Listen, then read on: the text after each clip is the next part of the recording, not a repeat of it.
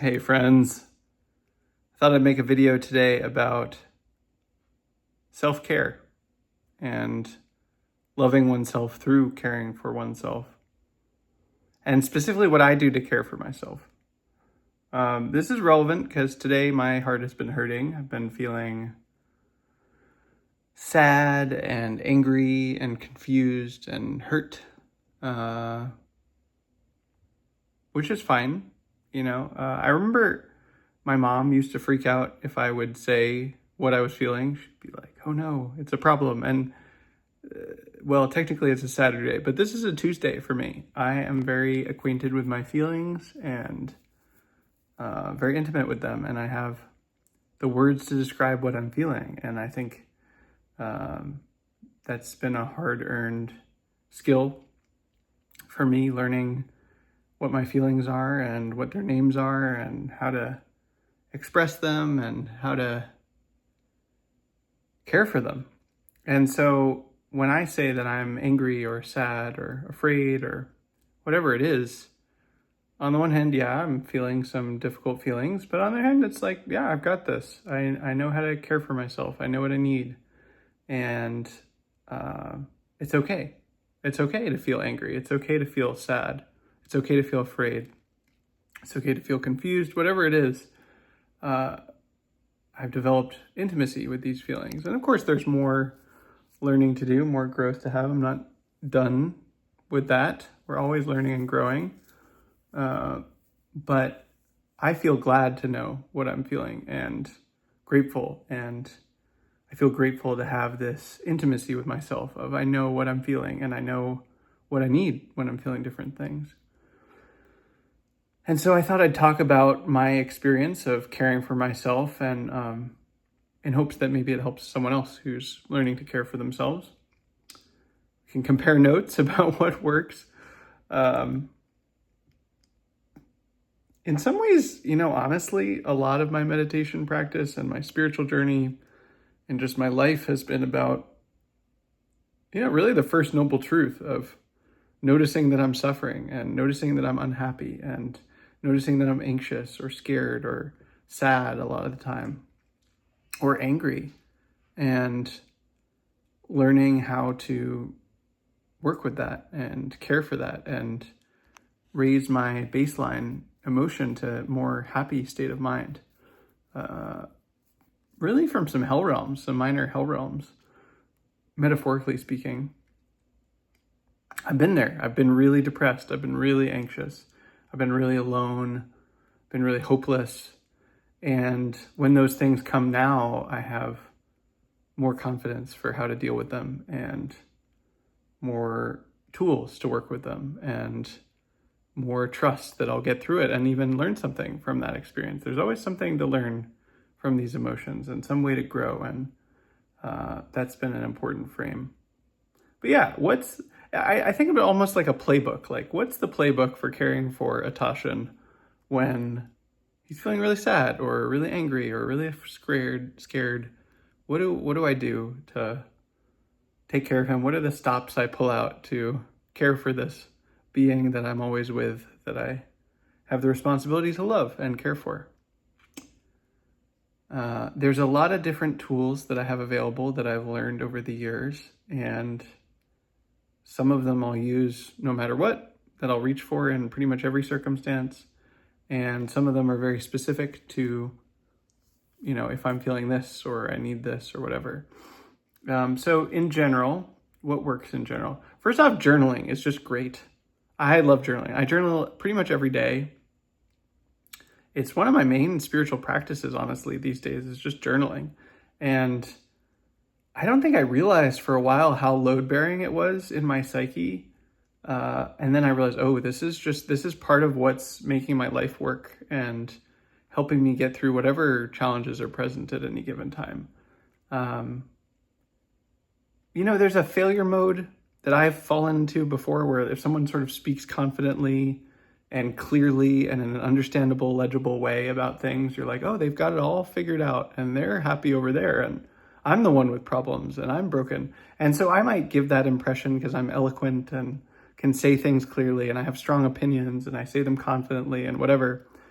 but I definitely don't have things figured out. There are certain things that I know about or can share about, but I feel sad and afraid and angry just like anyone else, and have struggles. And I don't know, I'm definitely not, there's things that have yet to be seen on the spiritual path. Let's put it that way.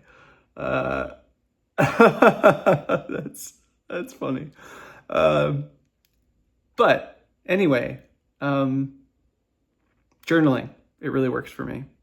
Really helps me just to write down what I'm feeling and what I'm experiencing, and even what the story is. That's the opposite of a lot of meditation advice that I used to receive. Like, let go of thoughts, let go of emotions, just focus on the present moment. And that's good. There's a place for that. I do plenty of let it go, but it helps to honor the story and validate the story first, and learn from the story. Be like, what is happening and how is this related to what happened in the past or what it's going through? And so journaling is a big part of my process. Another big one I reach for is calling friends. I love to call friends when I'm triggered or activated and ask for help. I love to support my friends when they need it, and I ask for help when I need it. And so I'll call friends and say, hey, can you just listen to me talk? Or can you give me advice about what to do about this thing? Or what do you think if I tell you about what I'm going through? What do you think? Sometimes I just want someone to listen. Sometimes I want specific advice about something. Sometimes I want someone to commiserate with me and be like, yeah, this really sucks. Sometimes I want someone to complain to and just vent to. And I know which friends I can go to for which kinds of things. Different people have different capacities, different availability, different strengths. Different people make me feel differently. And so I might call certain friends for certain kinds of support. But yeah, calling a friend, tried and true. It's helpful to, when you share what you're going through with a friend, it both validates your experience, like, yeah, I'm going through this, and it helps you get some perspective and get out of your own head and see a larger perspective, see a different point of view. That's really helpful. And they see things you're missing. They see things that you might not see. They might say really obvious things that when you say them, you're like, oh yeah, I should do that. But I love calling friends. That's a tried and true one for me. Another one is just getting outside. I make sure to get outside every day. I've talked about this before. If you're inside, if you're not moving much, it's easy for emotions to get stuck. But if you go outside and move your body, you get some fresh air, things start to move and you start to see a larger perspective. You remember there's a whole world out there. There's people that do not care about your problem. And the emotions start to move. Maybe you cry or laugh or, feel frustrated, and then it passes and you see a beautiful sunset or, just a beautiful tree or something, and things change. You remember that things change. It's also really good to exercise. That's sort of a subset of getting outside. Running's really good for me. Our long run will fix a lot of things for me. There's still the problem at the end. There's still the situation I'm experiencing, but I just get some emotional distance and space from it. I love a long run. Tai Chi is really good. I'm so grateful to know Tai Chi. It really moves energy and emotions in the body. Strength training, really any kind of movement practice is going to be very good for just moving whatever's stuck in the body and helping new energy to come in, new perspectives. What else do I do? I definitely reach for biomotive. I find it useful to say what I'm experiencing. You first start with the story level, and then you name the emotions, the interpersonal feelings, and then the core feelings. And if you can, the core belief that's coming up. I have an article on biomotive. And then you release, you cry. If I can cry, that's really good. That means 10, 20, 30, 40, 80%, 90%, 100% of the emotion that's difficult, that's painful, that's blocked will move through. And you can really feel it. It's like, oh, this is clearing crying versus, stuckness, or sometimes there's crying that's not really clearing. And so biomotive helps me with that. I will also sometimes do parts work. Parts work is great, especially if there's internal conflict or I have different perspectives on something. One part of me is really angry at someone, and another part is really scared that they're not going to be my friend anymore or something. And one part of me is just fed up with myself or something. It's like, okay, can I listen to each of these parts? Honestly, just listening to each of the parts is half the battle, making them feel heard. But also, if you can, kind of negotiating something that's good for all of them, coming into that self-energy from an IFS perspective, being this wise, loving, highest version of yourself that can hold the different perspectives and parts well. There's an art to that, learning parts work. I initially had to do it with coaches, and it's still nice to be supported by coaches or therapists or friends in that, but you can also do it for yourself. And a lot of times that'll clear things up. Another one that I'll do is, here's a couple ones that might be more eccentric, is one that I reach for if nothing else is working, just absolutely nothing. One that is tried and true for me is chanting, just physically chanting audibly with my body, ideally, chanting Om Mani Padme Hum or another chant that I'm familiar with. It's so physical, it's so embodied, and with Om Mani Padme Hum, it's a mantra. There are other ones that I know as well that I'll reach for, and just focusing your attention on this wholesome, positive phrase as you use your body to verbally recant something, that's really good. It just moves. It helps that I've done that a lot before, but I don't know, it's hard to chant Om Mani Padme Hum for 10 or 20 minutes and then not be slightly happier, see things from a larger perspective. A lot of times, what's happening is, there's different angles on it, but there's some feeling on the body that's associated with a thought that we're attached to, and we're stuck on it, we're maintaining it. And if you chant, you let go of that thought, you're focusing on something else for a time. And so the attachment, the clinging dissipates. There's other frames, but that's one frame on why that works. Another one is burning sage. I always keep some sage with me, and if I can, I love to burn it. You let me know how you think this works, but sage, you can feel it. If you feel your body and you smell the air, if there's some emotional trigger in your body, in the room that you're in, if there's been weird vibes in the place that you're in, if you're bringing weird vibes to the place that you're in, sage just clears that up, and you're like, it's really like a breath of fresh air, but inside. And so you sage the room that you're in, you smudge the room that you're in, and then you can also smudge yourself. You can ask a friend to smudge around you, around your body, but just lighting some sage already really clears things up. I love to carry sage with me for this reason. It's just really tried and true. It's important to eat enough food. A lot of times I don't want to eat when I'm really emotionally affected. It's important to drink water. It's important to get sleep. I really love taking a shower. Anything that relaxes the body is really good for me, and so shower is one of the things that really relaxes my body. But getting a massage if I can, or what else? Taking an Epsom salt bath, that's really good. Relaxation in the body is good. Also shaking, TRE, just doing some shaking in the body, that's really good. That'll move things through. If there's anger, I love to do rage expression. There's a bunch of ways to do that, but sort of shouting and screaming and punching, and I'll put on sort of angry music and even just say the most brutal form of whatever I'm angry about. You can imagine. Yeah, that's really good for anger in particular.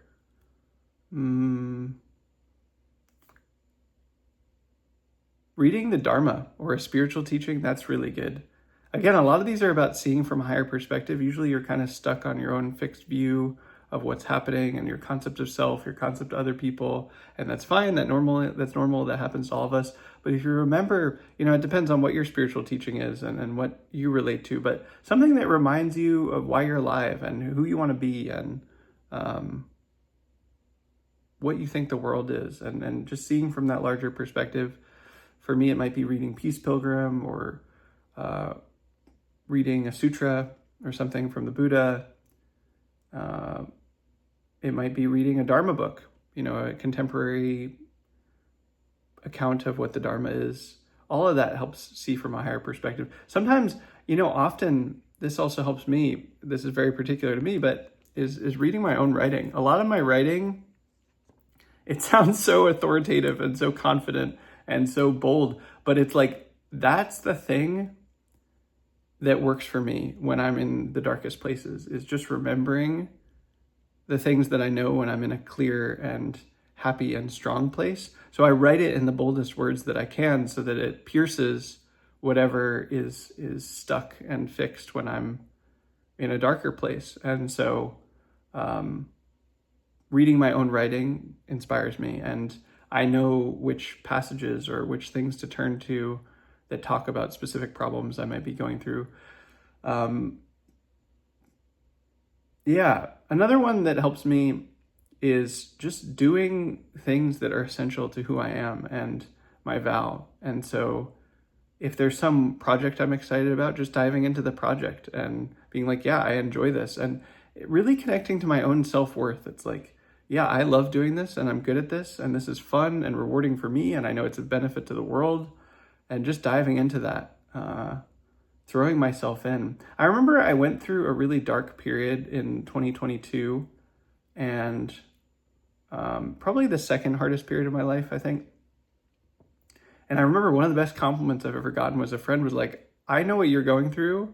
And if I'd been through that, I would have been just a mess. And yet you just kept going and you were writing your blog posts and you were collaborating with people and you're running events and doing stuff. And I don't know how you did that. And I felt proud of that. I felt proud that I threw myself into what was in front of me, even though I was going through a lot of heartbreak at the time. I just came out even stronger and just doing more stuff and benefiting the world even more. And that's because I kind of threw myself into my work and let that be something that gave me confidence and strength. It's like, yeah, I'm good at writing. I'm good at running events. I'm good at running courses. I'm good at collaborating. And I enjoy these. These are all projects that I enjoy. And yeah, my heart is hurting right now, but here we are. I'm going to live my life anyway.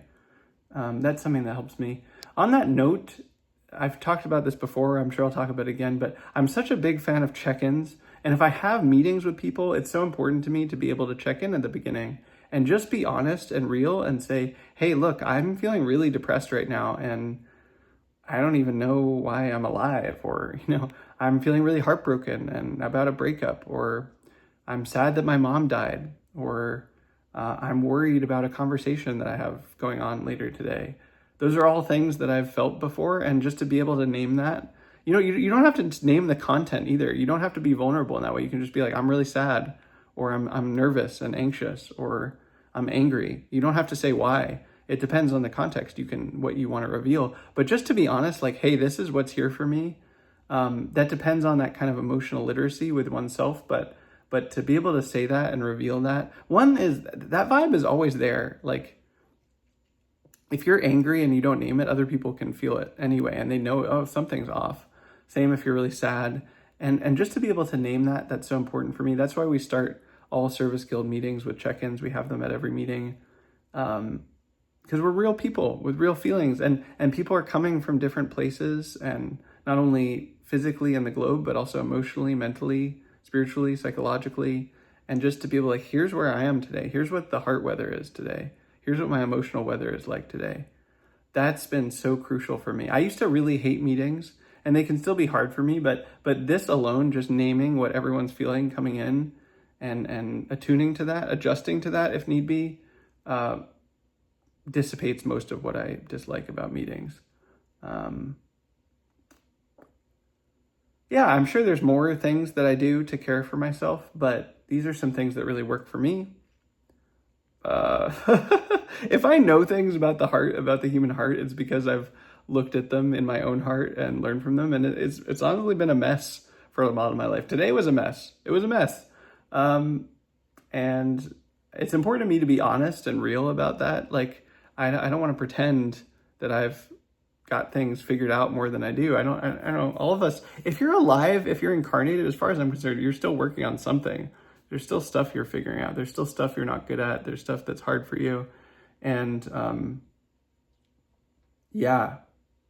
it's been a mess sometimes in my heart, and that's okay. I'm okay with that. And I wanted to share what works for me to care for my heart And I hope this helps you. And I'd love to hear in the comments what works for you, what you do to care for yourself. And in any case, I am sending you love from here to where you are, and hope you're well, friend.